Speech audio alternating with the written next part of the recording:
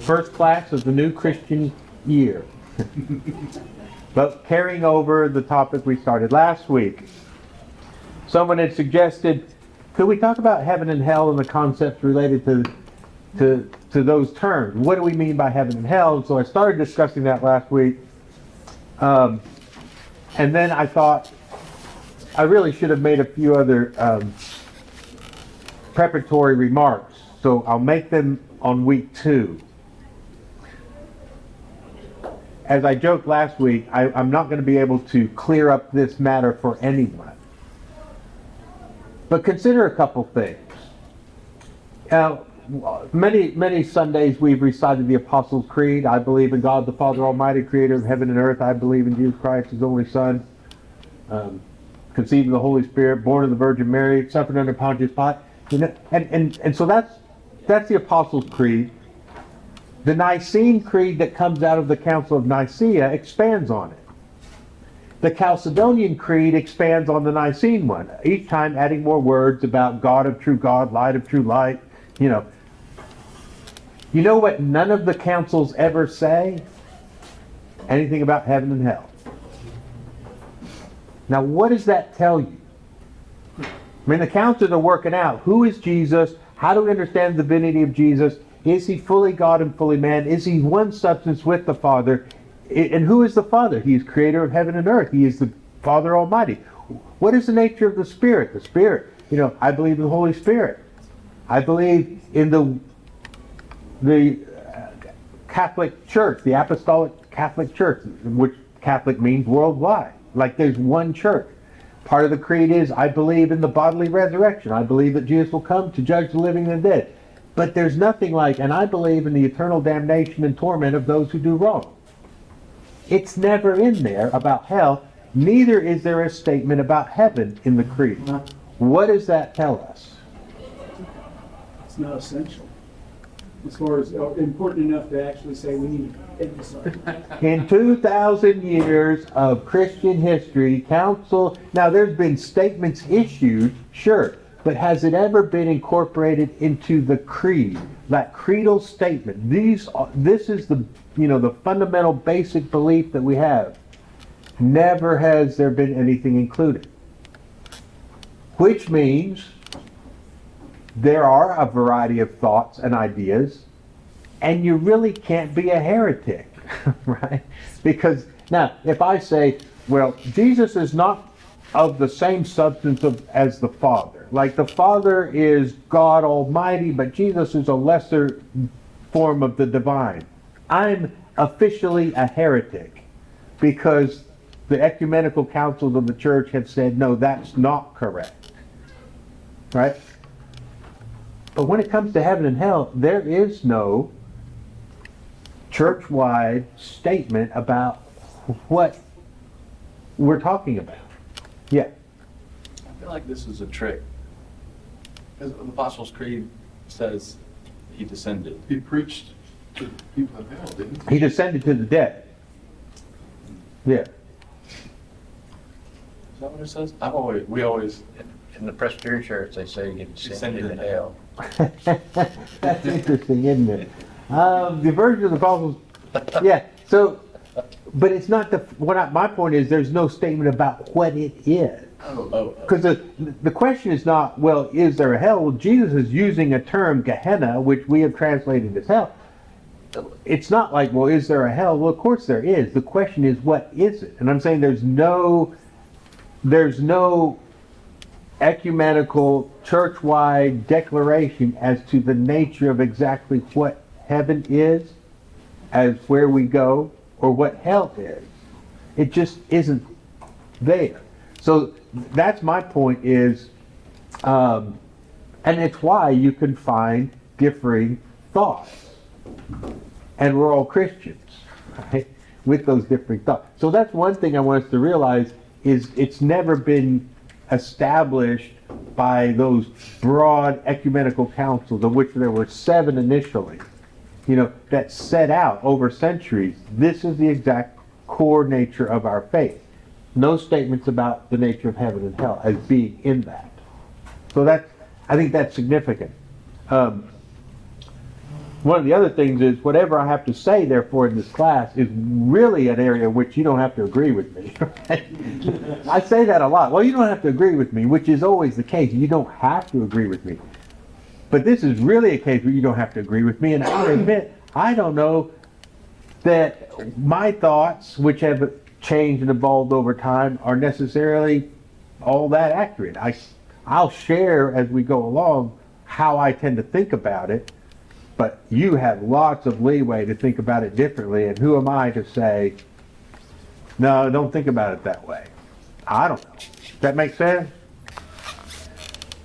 The other thing I wanted to do was, I thought about this week, I thought a 3 kind of step process, because I like to think in terms of process. I try and go through things in a kind of rational, logical format. And so I thought really there's a three-step process that I want to engage. We started it last week. Number 1, look at the language. What are these terms? Heaven and hell, right? That's the beginning place. What are the words that are being used by Greek and Hebrew in our Bibles to at least start the conversation? What are those words? A second step would be, and how do we imagine the original audiences, like those hearing Jesus, what did they think when he used this term? And the final step is, what are the possibilities for our understanding? Does that make sense? What are the words? Very just literally, kind of a lexicographical analysis. What are these words? Number 2, how would, as best we can imagine these people, ancient people, thinking about it, what were they thinking when these words were used? And then finally, okay, so, how might we think about it? And there's where we're going to have possibilities, because the church has not even agreed to anything specific. So last week, I started by noticing I made the observation when I did a simple concordance, how many times does the word heaven appear in the New Testament? 257. How many times does the word hell appear? 13.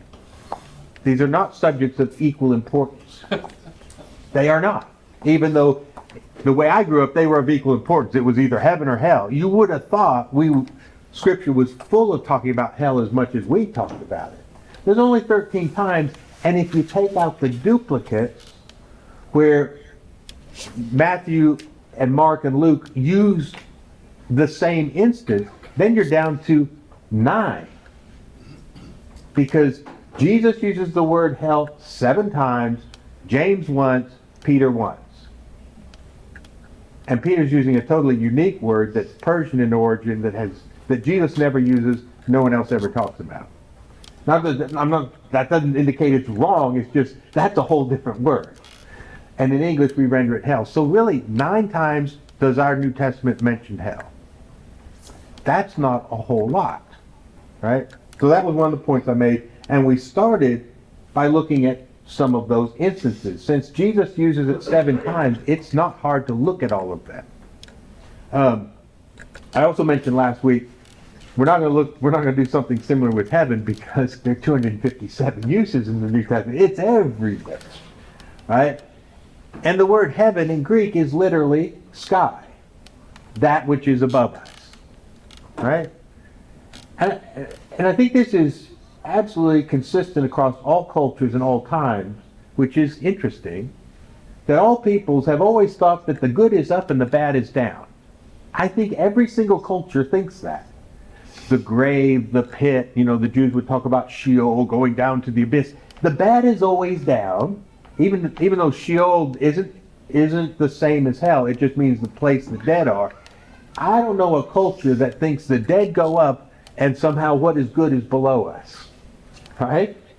Chinese culture, African cultures that I know, everyone. So there seems like all humans just automatically think if it's good or greater than us, the gods are always above us, and the evil and the things we don't like are down below us. That's, I think, how humans think. In all cultures, they've always made their stories up, their myths, using that kind of language. So literally in Greek, the word heaven is for the sky, the heavens, what's up above it. But again, that makes sense. That usage goes way, way, way back. People have always talked about, well, where are the gods? They're up. And if there's something bad, like a place of the dead, it's down. Right? So it's ubiquitous, the use of heaven. And it's even ubiquitous in the Old Testament. Not that it's clearly defined exactly what it is, but I even think about like the 23rd Psalm. How does it end? And I will dwell in the house of the Lord forever. So the concept is heaven is where God is. It's his house. It's his throne room. And you'll find different, it's being with God. And the ancient idea is that God is somehow up above us, in the heavens, up in the sky. And that we, as the psalmist, as David says, I will dwell in the house of the Lord. Now, where does he really think the house of the Lord is? Likely up above us. What does he think that house is really like? I don't really know. You know? But his sentiment is, I will be with my God, the one who is my shepherd. And he's violating the norm, because sheep don't live in the house, right? I mean, the whole thing is, I'm a sheep, I'm a sheep, I'm a sheep, but it ends with, but I get to live in the house of the Lord. So my point is, he followed this metaphor of I'm a sheep, but then it turns into, but I get to dwell with my shepherd in his house. Does that make sense? In other words, he kind of leaves the metaphor and goes to something beyond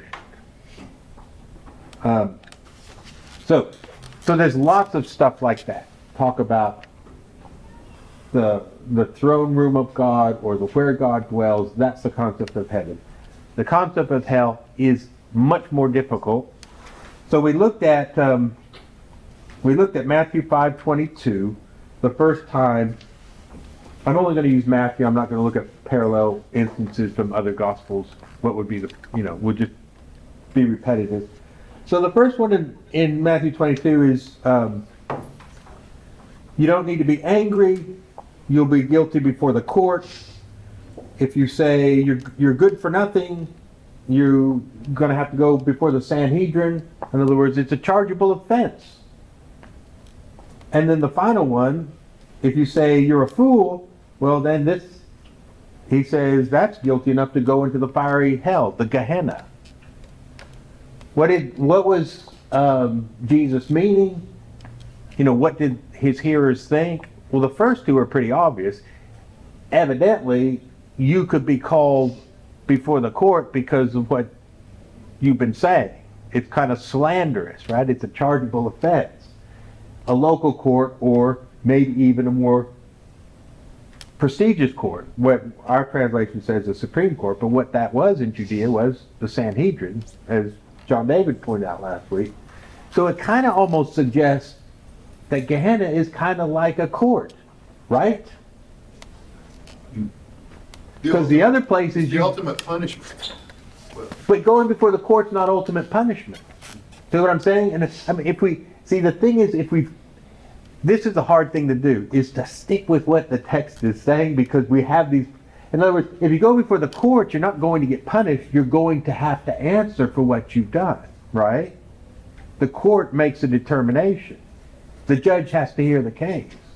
If you go before the Sanhedrin, it's a higher level court, but it's to hear the case and for some determination to be made. And then he throws out the fiery Gehenna, which was the garbage dump, the place of pagan ritual outside of Jerusalem, with these ancient ties to child sacrifice. So it had just been turned into a dump. He throws that out.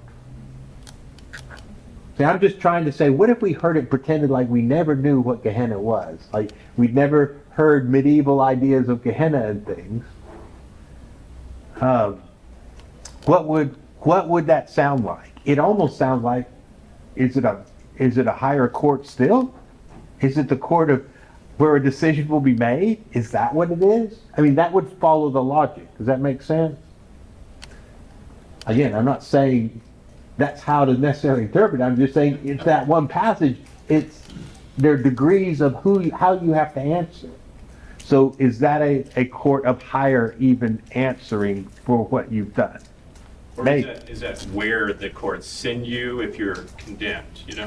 That would see, and that would be different because he would have talked about where the judgment's made, where the determination's made, and then the third one becomes not where the determination's made, but actually where then the court sends you, which could be. I'm not saying it's impossible, but like if I went to Tanzania, let's just say, and went into a village where people had not been exposed to this, we read it, what would they think it means, right?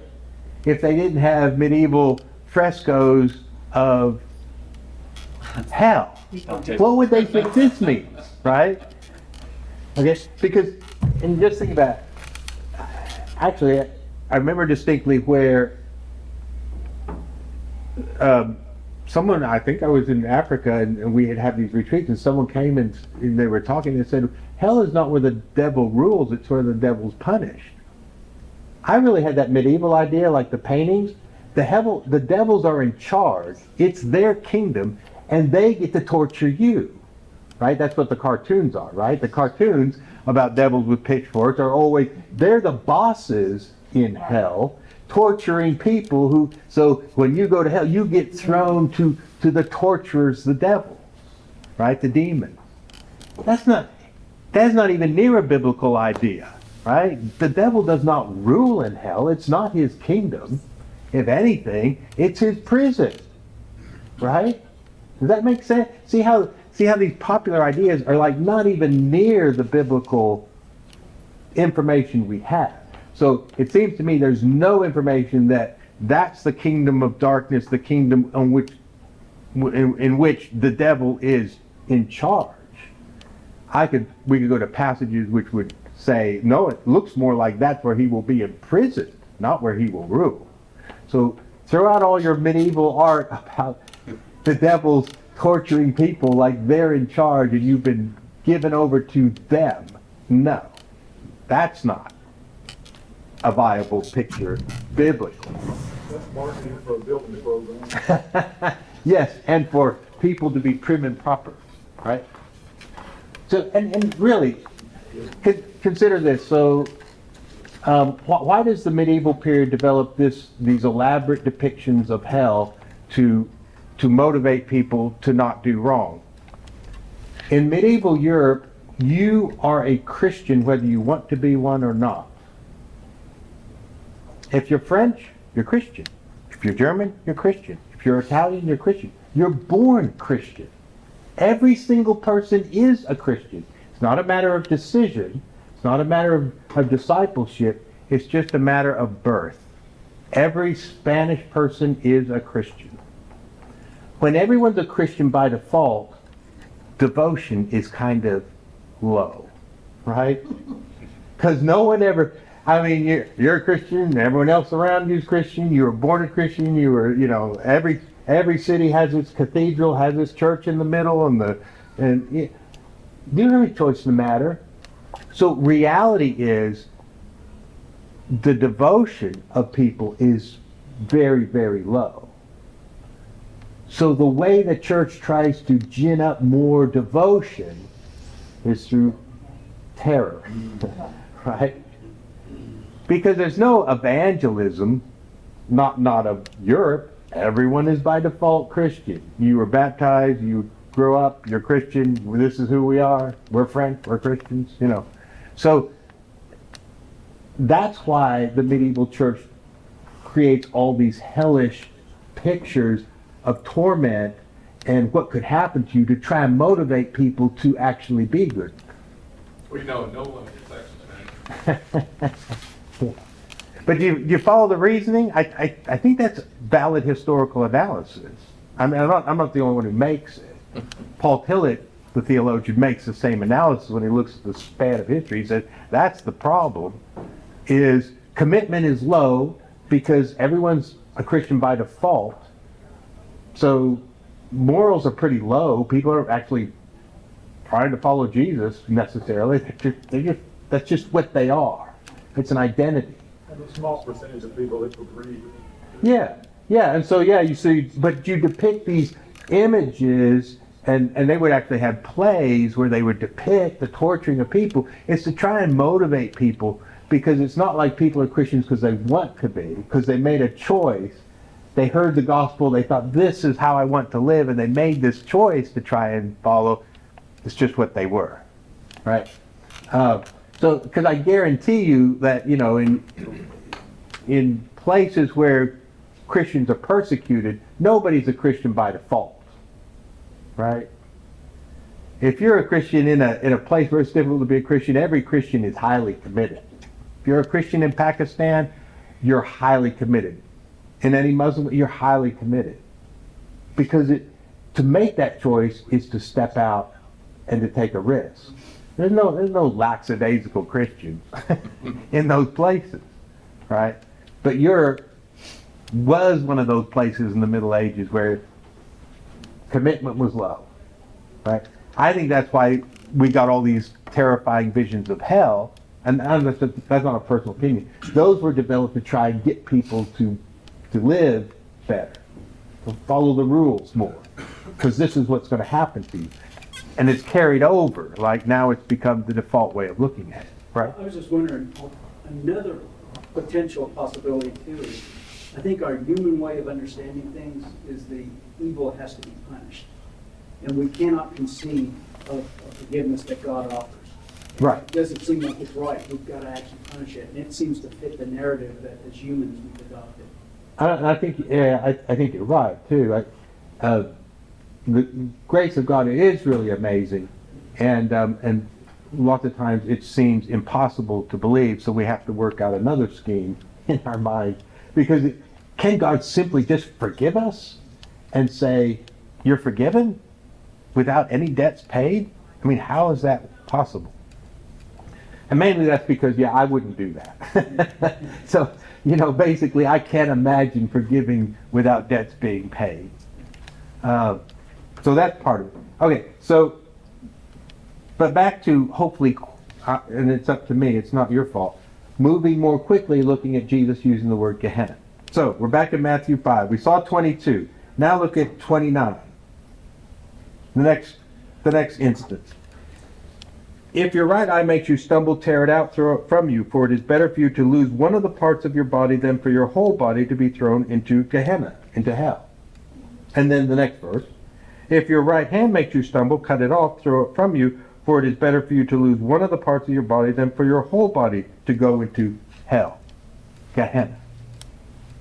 Okay, let's pretend like we don't know what hell is. What does it sound like is going on here? What's his warning?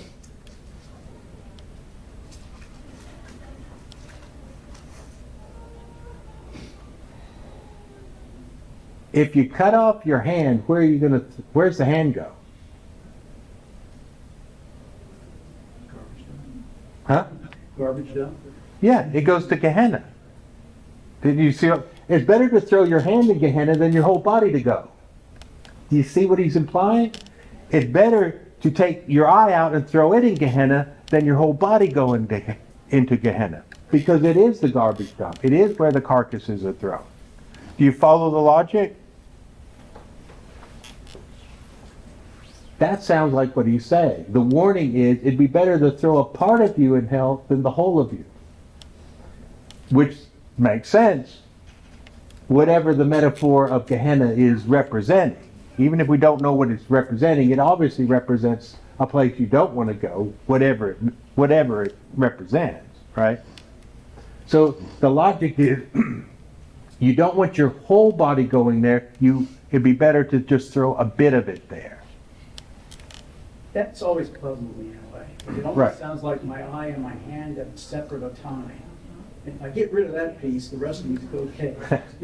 Yeah. So, and that's where, if you read it literally, obviously sinfulness does not dwell within my pinky. It's not, well, there's the problem. No, I mean, so he's obviously, I say obviously too much. I realize it. It seems to me that he's not talking literally that yes, the problem is not within my hand or in my eye or in a part of my body. He's speaking metaphorically, the metaphor being if, let's say, it were a part, wouldn't it be better to get rid of that part than for the whole of you to be thrown into this garbage dump because you weren't willing to part with the bit of you that was really the problem? Now, metaphorically, so what is the, quote, hand and eye? You know, what is my hand that is causing the offense? Well, it's not literally my hand, I would think. Okay, but there's another problem that I even realized kind of as a teenager, is because I was taught hell is what happens in the age to come after I die. When I die, my body does what? It returns to the dust from which it came.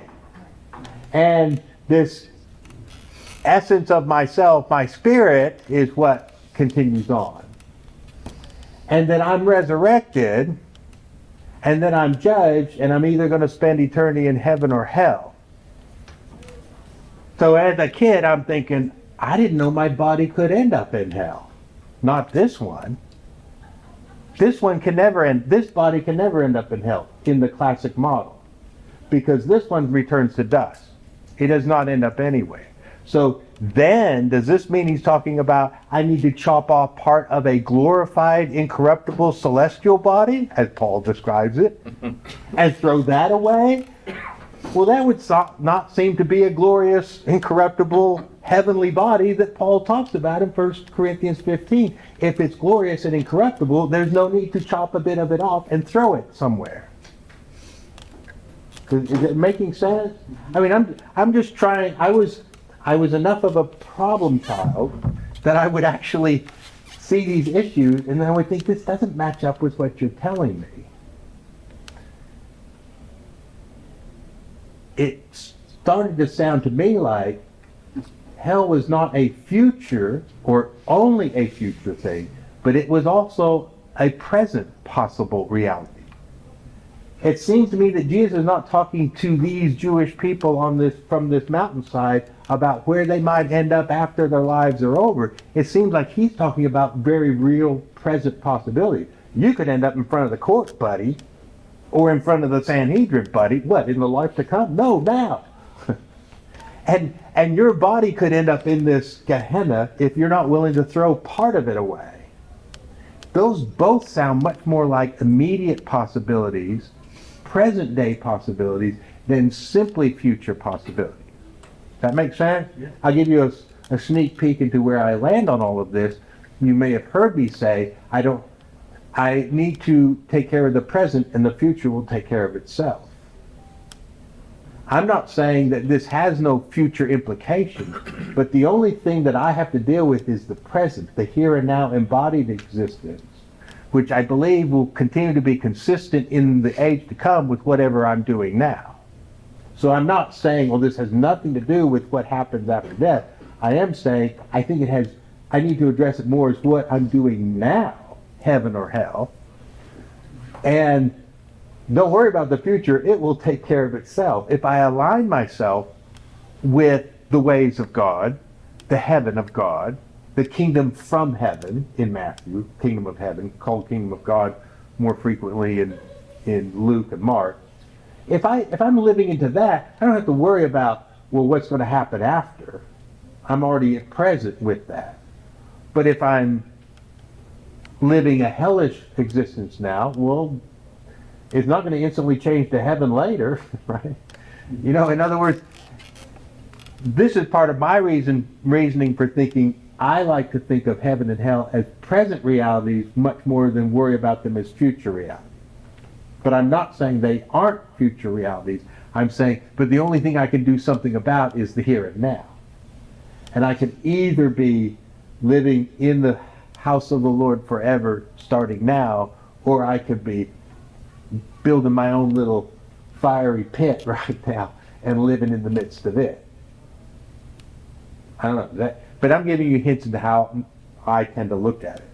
You know, Greg, though, think about this, though. How many people pluck out their eye or cut off their hand? I hope. It's just a metaphor Right. for getting rid of the things that are causing it. Right. When we read it metaphorically, then we realize it's kind of this. It's a parable. It's a parable. And so he is talking. But again, what I need to cut off is something cut off now, not so that my spiritual body later won't go somewhere. I think the present realities are. Get rid of groups of friends that are causing you. Yeah. Or habits or. Yeah. There's things that right now can make my life, as I would say, metaphorically hell. If I wanted to be in hell, I could be by tomorrow. Right? And I could still be living in this world. All I have to do is, I'll just go embezzle some money from DF. My life will be hell tomorrow. I mean, I'll lose respect from all of you. I mean, I will just throw my life away into a mess. I wouldn't plan on getting rich. No. But whatever. If I go over to Regions Bank and try and hold it up tomorrow, my life will be hell. Because I will not get away with it. They will catch me, and my life will be hell. Right? So hell is a very real possibility. I'm not worried about the future. I'm more worried about the present. I just don't want to set my life on fire. And I think that's what Jesus is saying, is don't set your life on fire. That's a great analogy. Don't set your life on fire. Because that's exactly, if I got a gun and shot one of my neighbors, yep, no matter how good I've been in the past, it don't matter, you just killed your neighbor. Yeah. And my life is, on fire. Your life you will suffer the fiery Gehenna right now. It's not a future thing that I'm concerned about. It's more, I'm giving you my bias of how I read it, but it's why, because when I read this, I don't see Jesus talking about it hereafter. He seems to be talking about, you could end up in front of court. And literally, if I rob Regions Bank, I can end up in front of a court, like he said. Yeah. Right? And I'm going to have to answer for that. And that's going to make my life miserable. I will be in the trash heap at that point. My life will have been thrown into the dump. And I will be the one who threw it there. Nobody else. I did it. So he spends a lot of time also talking about the kingdom of God. Right. And we do the same thing with that. That's heaven. Right. We can push it off. Yeah. And I would, in a similar vein, I would rather think about the kingdom of God and heaven being the present. Because if heaven is being in the presence of God, and God is present, I am in his presence. If I'm aware of I'm in his presence, then I am in heaven. Now, and again, after this life is over, that will just continue. Right? And it will actually be a fuller sense of that presence. Then I'm seeing face to face, which only now, according to Paul, I see through a glass darkly. But I can be in heaven now, or I can be in hell now, which is not to minimize a future aspect to those concepts, but to me, they're present day concepts. All right? It's not just about, if you were to die tonight, where will you go? No. What you do tonight will depend on what tomorrow will make a difference on what tomorrow looks like for you. It will either be heavenly or it will be hellish. Right? Okay, let's look at it.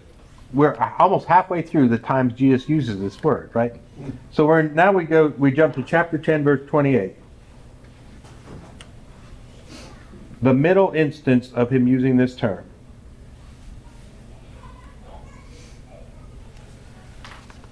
He says, do not fear those who kill the body but are unable to kill the soul, but rather fear him who is able to destroy both soul and body in hell, in Gehenna. Now again, it's body, which again, as a young person, I'm thinking, wait a minute, you're telling me my body will return to the dust. So how does my body end up in danger of being in hell?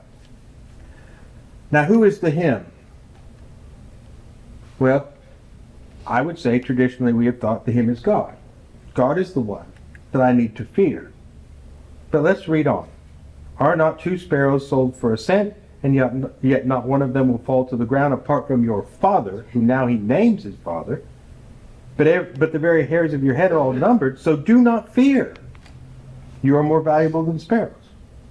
So 28 says, be afraid of him who can throw body and soul into hell. But then says, but your Father cares about you, even sparrows, and you're more valuable, so don't be afraid. So when I was taught that the him of 28 is the Father, why would he turn around and say, but you're so valuable, you don't need to be afraid? Well, am I not valuable if I'm not being good, Greg? Right? Because that's kind of if I'm not a good little boy, that's why I got baptized at 9 years old. Because I'm afraid of going to hell at 9 years old. Because I'm afraid of not being good. Because I'm afraid my father's going to send me there. Jesus doesn't say anything about my father's going to send me to hell if I'm not good. Right? Jesus says, beware of the one who can throw you into hell. But when it comes to your father, he cares about sparrows and he cares about you, so don't be afraid. My interpretation, the one I need to be afraid of is me. I think I'm the one who can throw myself, body and soul, the whole of me into hell. I think it's me. Again, you don't have to agree with me. But I'm at least saying from the text, that's why I think he doesn't name who it is, and it makes you wonder, who's he talking about? And it may be others as well. I don't think it's my father, but I definitely know I'm one of the people it can be. Right? I'm one of the people. So I'm really scared of myself. In the sense of I know I am capable of monstrous things. Only by the grace of God I have avoided doing monstrous things. People have made a real mess out of their lives. That was no trouble with that. Yeah, they have no problem with that concept, right? They have no problem because they know. Yeah, I threw myself into hell. Yes, Hell is here for them. right. Yeah, and anyone in addiction, hell is their addiction, and it's a present reality, and they know it. That's why the saying in AA is, religion is for those who don't want to go to hell. Spirituality is for those who've been there. And they say ours is a spiritual program. It's not a religious program. They would say a religious program is making sure you show up on Sunday and look all tidy and dress up nice and try not to go to hell.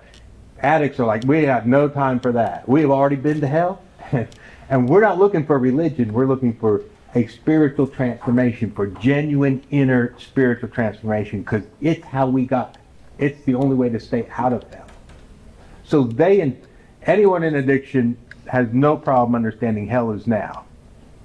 And they know who got them there. And it wasn't their father. It wasn't their higher power, the one that they trust can solve their problem. It wasn't their higher power who threw them into hell. It's their higher power they're relying on to get them out. That, following the logic, I came to the same conclusion personally, that I'm the one I have to be afraid of. And my father is not, in any respect, the one I have to be afraid of. He's the only one you can rule out from that. Yeah, exactly. He's see what Jesus said. He cares even about sparrows. How can you imagine he's not caring about you? Don't be afraid. Don't be afraid of But the problem was, I was afraid of my father, my heavenly Father. I was afraid of my father because he was the one who could cast me to hell if I was naughty. And I was naughty, so I was in real trouble. You know, who's perfect? Okay, Jim. I'm not, but I read a lot of different versions. Yeah. And a lot of our Bibles translate this just like you're saying, because it's in verse 28, don't be afraid of those who kill the body, but are unable to kill the soul, but rather fear him who is able to. The hymn's capital. Sure. But not at all. I mean, some of them it's the one who can do it. The NIV is the one, and it's capitalized. And, a number of them, so it's not like, okay, this is, the way we would follow. Right. Which version you're reading, it says, fear God, who will do. Yeah. Yeah. Because besides me, I would say it's Satan. Satan's the one who can throw me into hell if I listen to him. Not my father's going to throw me into hell. Because my father's not telling me to do anything that would throw me in. My father's telling me how to not set my life on fire. Here or translations are those. It's really not so much that even put it to, I don't know what the word is, fear those who do that. So it's kind of, I'm one of those. Right? Right. It's not exclusively someone else. If it's, so I really kind of prefer fear those who. Right. To make it even more than just a singular entity. Right, it's not the devil. It's not, because if I don't read it as God, I'm gonna read it as Satan, you know. That's- Right. Really, it's not just me even. I mean, it can't be others with whom I'm associating that, you know, I may be around people who are a bad influence, or as I was worried with my Right. kids. I think one of mine might be bad influence, you know, it can Right. be weak, so. Well, I'll tell you what, I just looked it up in the Greek. So it's not even a pronoun. It's not the pronoun him, alton. It's just the article, the.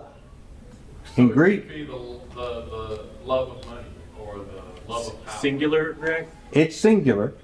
It says, however, instead, the. No noun. Both body and soul to destroy in hell. So I like the idea of, yeah, the what? The who? Yeah, it could be the love of money. It could be lust. It could be any of the vices. All of those could be the fill in the blank that throws you into hell. But I don't think it's the Father, right? I don't think so. But so I do even like the idea, although we would be sticking to the Greek, to make it plural, realizing it's not just me or the devil or these vices. I mean, it's all of them. Any of those could be the stumbling block, could be the problem that gets me, body and soul, tossed into hell, right? Into the misery, right? Okay, you get the last, 1204. Already past time. Yeah, Can we look at the Lucan version? I know you said you want to just do Matthew. okay. Well, just tell us what the Lucan version, because it'll say something different. It's 12, 4 through 7. Does it say something different? Kind of. Well, what does it say? Well, you're better at exegesis than me. That's why I wanted you to. Well, what is, okay. So now say fear because you're killing the body. No, I'll stop reading in Greek and we'll go back to English, be easier. Okay, Luke 12. 12, 4 through 7. Do not be afraid of those who kill the body and after have no more they can do, but I warn you whom to fear the one who after he is killed has authority to cast into hell. Yes, I tell you, fear him. Yeah, but who is it? Then are not 5 sparrows sold for 2 cents, yet not one of them is forgotten before God. See, always, when he starts talking about sparrows, he says the Father in Matthew. In Luke, he says God. Indeed, the very hairs of your head are all numbered. Do not fear, you are more valuable than sparrows. And then he goes on to the confess part. But my point being, to me, it's the same.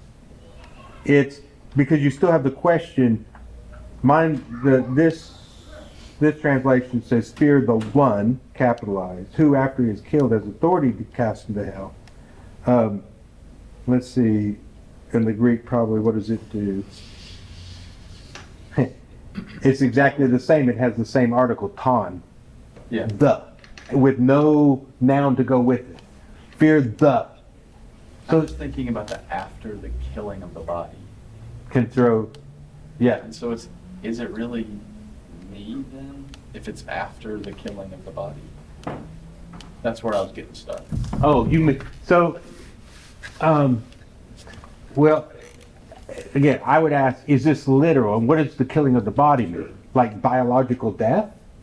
Is this biological death, or are there other ways to kill the body, right? But that's where I would be in trying to wonder, what does it mean? Yeah, kill the body. Does it, if it means after biological death, then that pushes this to some sort of post-mortem judgment. Well, then it couldn't be me, because I'm not going to be doing that post-mortem. But does kill the body mean mortality? You know, is it talking about post-mortem? Or, like you could talk about killing a spirit or killing a body. That would be where I would go in interpreting it. Which doesn't lead to any clear answers. It'd be like, I still have to ponder it like a parable. What does it mean? But it's the same thing. It doesn't identify who that is. My guess is because when he then talks about someone cares for you like sparrows, though you're worth more than sparrows, he identifies. He doesn't leave that ambiguous. That's your Father. That's God. But why does Jesus leave ambiguous and not name the one who kills? My thought is because, like all good parables, he wants you to ponder it. So who is that? That's what I think he wants us walking away, asking ourselves, well, who is that? Who can do that?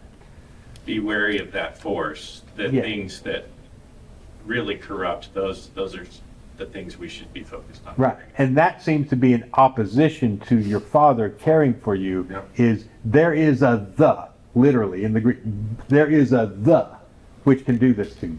I would locate that more in myself than anywhere else. Yeah, at the end of the day, even if it's the devil, I'm the one who's listening. I mean, at some point, if you resist the devil, he will flee from you. I can't push it off on the devil. The devil didn't make me do anything. The devil might have invited me to do something, but I listened. I let that germinate. At the end of the day, it comes down to, I wasn't coerced into anything. I might have been ignorantly, participatory in a certain degree of ignorance, but still, I was involved, right? Anyway, so we're halfway through his Gehenna reference. See? All right. Oh, boy. Next week.